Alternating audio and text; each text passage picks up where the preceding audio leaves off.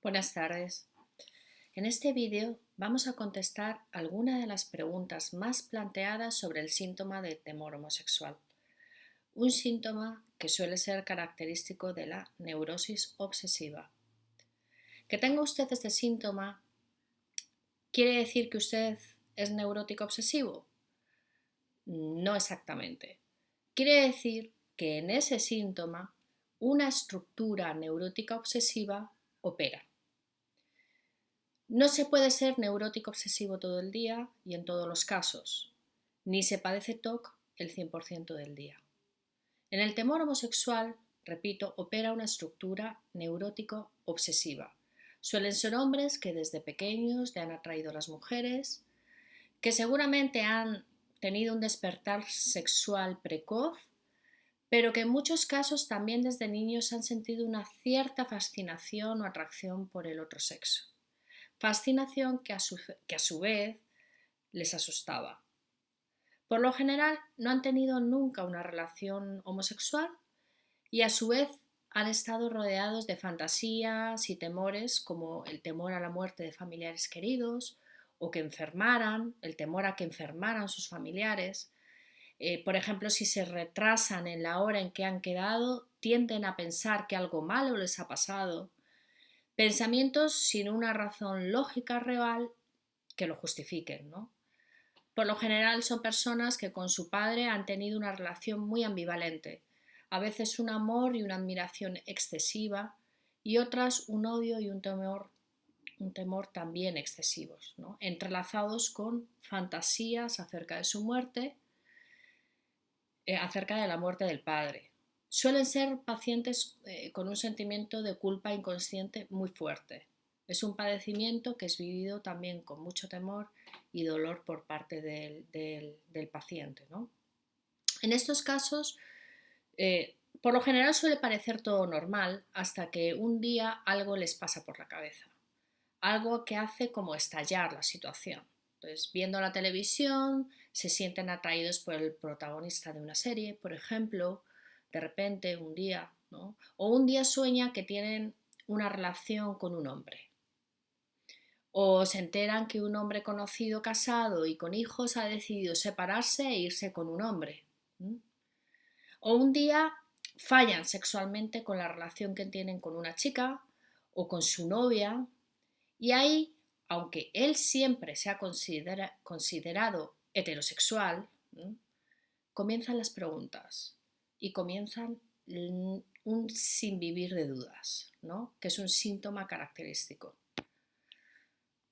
¿Será que no me gustan las mujeres? ¿Será que esas cosas me pueden pasar a mí?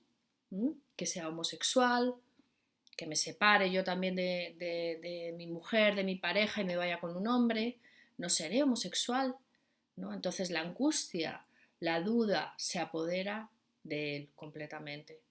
Comienza a evitar los lugares donde puede surgir o pudiera surgir un encuentro, un contacto más cercano con su mismo sexo, ¿no? En realidad creen de verdad que se están volviendo locos, no saben cómo manejar la situación. Para poder hacer afirmaciones certeras tenemos que ver en realidad cada caso en su particularidad, ¿no? Porque hay muchos hombres e incluso mujeres que lo sufren, pero generalmente la estructura que anida en ese síntoma es el trastorno obsesivo, en ese síntoma, trastorno obsesivo. ¿Por qué insisto en esto? Porque no es la homosexualidad. Repito, no es la homosexualidad en la mayoría de los casos. Los pacientes dicen, me estoy convirtiendo en gay, aún estoy en el armario y no he salido aún, pero no es ninguna de estas dos cosas. Aunque estas sean el eje de su duda, ¿no? De su duda continua, aunque esto sea el eje de sus obsesiones, la homosexualidad, no es realmente el eje de la cuestión de su síntoma. Es decir, la base de este síntoma es un trastorno obsesivo. Y usted puede decir, pero yo no tengo TOC.